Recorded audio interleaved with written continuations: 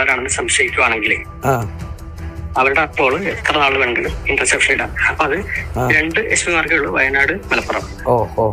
നമസ്കാരം.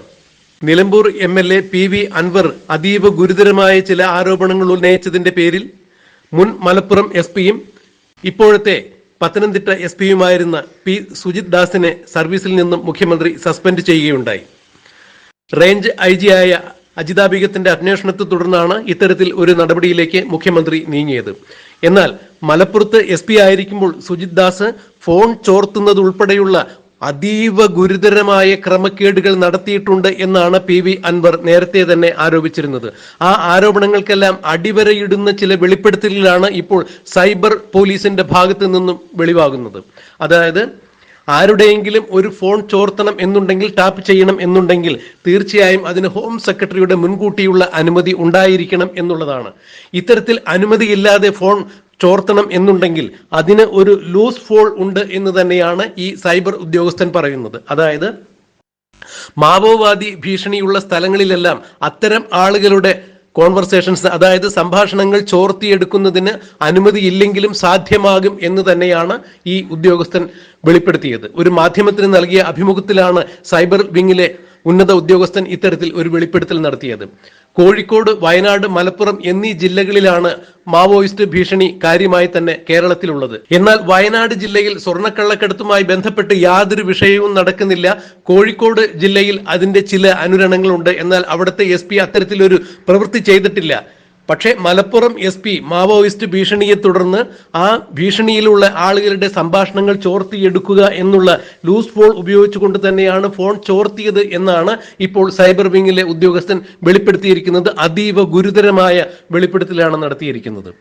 എന്നാൽ ഇത്തരം ഫോൺ സംഭാഷണങ്ങൾ ചോർത്തിയെടുക്കുന്നതിലൂടെ കോൾ ഡീറ്റെയിൽസ് കിട്ടുവാൻ വേണ്ടി സമയമെടുക്കുമെങ്കിലും ഫോണിലൂടെ സംസാരിക്കുന്ന സംഭാഷണത്തിന്റെ കൃത്യമായ വ്യക്തത ചോർത്തിയെടുക്കുന്നതിലൂടെ കിട്ടുന്നു എന്നുള്ളതാണ്. മുഖ്യമായും സ്വർണ്ണക്കള്ളക്കടത്തുമായി ബന്ധപ്പെട്ട ചില രേഖകൾ തന്നെയാണ് ഇതുപോലെ SP സുജിത് ദാസ് ചോർത്തിയെടുത്തിരിക്കുന്നത് എന്നാണ് സൈബർ ഉദ്യോഗസ്ഥൻ ഉദാഹരണ സഹിതം വ്യക്തമാക്കിയത്.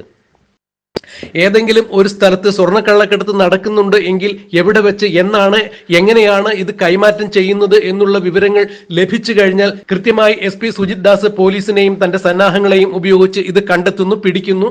പിന്നീട് കൊണ്ടോട്ടിയിലും മറ്റു പരിസര പ്രദേശങ്ങളിലുമുള്ള സ്വർണ്ണപ്പണിക്കാരെ ഉപയോഗിച്ച്, അതായത് നിയമപരമായി തന്നെ ഇത് പരിശോധിക്കാൻ കഴിവുള്ള ഗോൾഡ് അപ്രൈസർമാരെ വെച്ചുകൊണ്ട് തന്നെ സ്വർണം ഉരുക്കി നിശ്ചിത ശതമാനം സ്വർണം ഇവരുടെ പോക്കറ്റിലാക്കിയതിനു ശേഷം മാത്രമാണ് ഇത് പിന്നീട് സമർപ്പിക്കപ്പെടുന്നത് എന്നുള്ളതാണ് ഇപ്പോൾ ഈ ഉദ്യോഗസ്ഥൻ വെളിവാക്കിയതിലൂടെ കാര്യങ്ങൾ മനസ്സിലാക്കുന്നത്.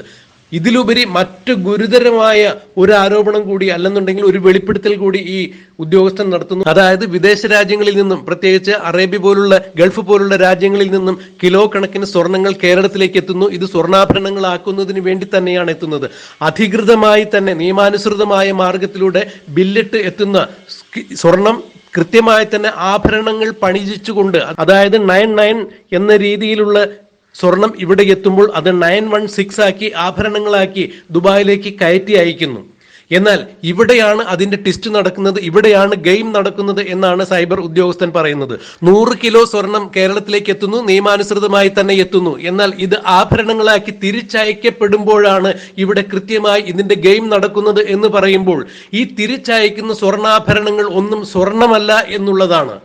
അതായത് 100 കിലോ സ്വർണം വരുന്നു, ഇത് 916 ആഭരണങ്ങളാക്കി തിരിച്ചയക്കുമ്പോൾ എല്ലാം റോൾഡ് ഗോൾഡ് സ്വർണമാണ് തിരിച്ചയക്കുന്നത്. അതായത് 100 കിലോ സ്വർണം വരുന്നത് ഇവിടെ അടിച്ചു മാറ്റപ്പെടുന്നു, മറ്റേതെങ്കിലും കേന്ദ്രങ്ങളിലേക്ക് അത് മാറ്റപ്പെടുന്നു. ഇത്തരത്തിലുള്ള കോടിക്കണക്കിന് രൂപയുടെ ബിസിനസ് ആണ് ഇവിടെ നടക്കുന്നത്. ഇത് സർക്കാരിനെയും വിവിധ വകുപ്പുകളെയും പറ്റിക്കലാണ്, വഞ്ചിക്കലാണ്. കോടിക്കണക്കിന് സർക്കാരിന് ഇതിലൂടെ കിട്ടാനുള്ള നികുതിയാണ് കിട്ടാതെ പോകുന്നത് എന്ന് തന്നെയാണ് ഈ സൈബർ ഉദ്യോഗസ്ഥൻ വെളിവാക്കിയത്. 100 കിലോ സ്വർണം വരുന്ന വിവരം കൃത്യമായി SP സുജിത് ദാസ് ഫോൺ ചോർത്തലിലൂടെ മനസ്സിലാക്കുകയും കൃത്യമായി തന്നെ ഇവർ ഈ സ്വർണം കണ്ടെത്തുകയും അപ്രൈസറെ ഉപയോഗിച്ച് ഇത് ഉരുക്കി ഒരു നിശ്ചിത ശതമാനം ഇവരുടെ കൈവശം വച്ചതിന് ശേഷം മാത്രമാണ് പിന്നീട് ഇത് സമർപ്പിക്കപ്പെടുന്നത്. എന്നാൽ ഈ സ്വർണം തന്നെ ആകട്ടെ പിന്നീട് 916 ആഭരണങ്ങളാക്കി വിദേശത്തേക്ക് കയറ്റി അയക്കപ്പെടുന്നില്ല. അയക്കപ്പെടുന്നത് 916 ആഭരണങ്ങൾ എന്ന രീതിയിൽ 1 ഗ്രാം സ്വർണം പൊതിഞ്ഞ റോൾഡ് ഗോൾഡ് ആഭരണങ്ങളാണ് എന്ന് വരുമ്പോൾ 100 കിലോ സ്വർണം കേരളത്തിലേക്ക് വരുമ്പോൾ അതിന് 100 കിലോ സ്വർണ്ണാഭരണങ്ങളാക്കി തിരിച്ചയക്കുമ്പോൾ തീർച്ചയായും സ്വർണം ഇവിടെ കളവ് ചെയ്യപ്പെടുന്നു. ഒരു കാരണവശാലും സ്വർണ്ണ ആഭരണങ്ങളല്ല വിദേശത്തേക്ക് കയറ്റി അയക്കുന്നത്, റോൾഡ് ഗോൾഡ് ആഭരണങ്ങളാണ് എന്ന വെളിപ്പെടുത്തലുകൾ പുറത്തു വരുമ്പോൾ സർക്കാരിനെ കബളിപ്പിച്ചുകൊണ്ട് ഉദ്യോഗസ്ഥ തലത്തിൽ ഏത് തരത്തിലുള്ള ഒരു വഞ്ചനയാണ് നടന്നിരുന്നത്, കള്ളക്കടത്താണ് നടന്നിരുന്നത്, സ്വർണം പൊട്ടിക്കലാണ് നടന്നിരുന്നത് എന്നുള്ളതാണ് ഈ ഉദ്യോഗസ്ഥന്റെ വാക്കുകളിലൂടെ മനസ്സിലാക്കാൻ സാധിക്കുന്നത്. SP സുജിത് ദാസ് ഇതിന്റെ പ്രഭവ കേന്ദ്രം തന്നെയായിരുന്നു എന്ന് പറയുമ്പോൾ കൃത്യമായി കരിപ്പൂർ വിമാനത്താവളം കേന്ദ്രീകരിച്ച് നടന്നിട്ടുള്ള എല്ലാ സ്വർണ്ണ കള്ളക്കടത്തിലും മലപ്പുറം SP ആയിരിക്കുമ്പോൾ സുജിത് ദാസിന് പങ്കുണ്ടായിരുന്നു എന്ന് തന്നെയാണ് ഈ സൈബർ പോലീസിന്റെ വെളിപ്പെടുത്തലിലൂടെ മനസ്സിലാക്കാൻ സാധിക്കുന്നത്. ഒരു മാധ്യമത്തിന് നൽകിയ അഭിമുഖത്തിലാണ് ഇത്തരം കാര്യങ്ങൾ വ്യക്തമായത്.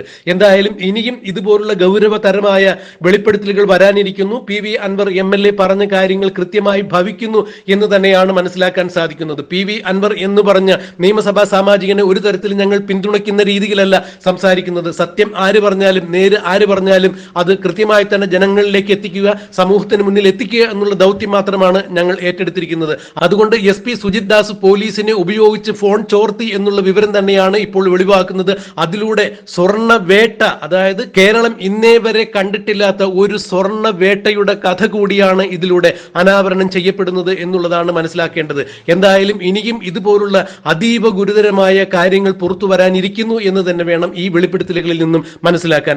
PV അൻവർ അടിവരയിട്ട് പറഞ്ഞ കാര്യങ്ങൾ SP സുജിത് ദാസിനെ സംബന്ധിച്ചിടത്തോളം എല്ലാം നടന്ന കാര്യങ്ങൾ തന്നെയാണ് എന്ന് പറയുമ്പോൾ ഇതിലും ഗുരുതരമായ വിഷയങ്ങൾ ഇനിയും പുറത്തു വരാനുണ്ട് എന്ന് തന്നെയാണ് ഇപ്പോൾ ഊഹിക്കപ്പെടുന്നത്, അനുമാനിക്കപ്പെടുന്നത്.